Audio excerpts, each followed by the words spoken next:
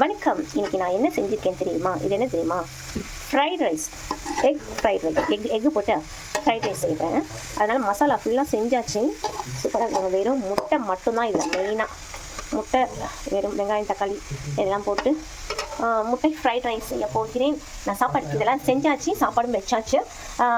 எல்லாத்தையும் கலரிட்டு உங்களுக்கு காட்டுறேன். எங்கள் அக்கா வீடு வந்திருந்தாங்க. அப்போ நான் இந்த மாதிரி செஞ்சு வச்சுருக்கும்போது அவங்க என்ன நினச்சிட்டாங்கன்னா, எக் ஃப்ரைட் ரைஸ் என்ன இவ்வளோண்டு செஞ்சுருக்குது, இதில் எப்படி பார்த்தோம் அப்படின்ற மாதிரி இதை பார்த்துட்டு இருந்திருப்பாங்களா இருக்குது.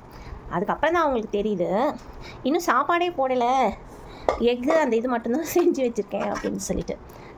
இந்த மாதிரிலாம் நிறைய பேர் வீட்டில் நடந்திருக்கா. அதுக்கப்புறம் சாப்பாடெல்லாம் கொட்டி அதுக்கப்புறம் கிளற ஆரம்பித்தோன்னே சொல்கிறாங்க, இன்னும் நீ சாப்பாடே போடலையா, அப்போ அது என்னது அப்படின்னு சொல்லிட்டு கேட்குறாங்க. இப்போ தான்க்கா எக்கே செஞ்சு வச்சுருக்கிறேன், இதுக்கு மேலே தான் கிளறி அதுக்கப்புறம் தான் போடணும் அப்படின்னு சொன்னாங்கன்னா, நீ கிளறவே இல்லையா சாப்பாடை போட்டு அப்படின்னு சொல்லிட்டு. இந்த எக் ஃப்ரைட் ரைஸ் எப்படி செய்யணும் அப்படின்னு சொன்னீங்கன்னா, வெங்காயம், தக்காளி, பச்சை மிளகாய், egg fried rice plus egg இதை மட்டும் வாங்கி வச்சுக்கிட்டு எல்லாத்தையும் வதக்கி விட்டு முட்டையை உடச்சி ஊற்றிட்டு லாஸ்ட்டாக தான் இந்த எக் ஃப்ரைட் ரைஸ் வந்து போடணும். அப்போ போட்டிங்கன்னா தான் நல்லாயிருக்கும்.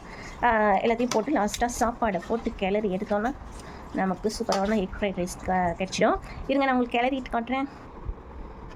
சூப்பராக கிளறிட்டேன் பாருங்கள், எப்படி இருக்குது பாருங்கள். சும்மா அப்படியே தலை இருக்குதா, சூப்பராக இருக்கா.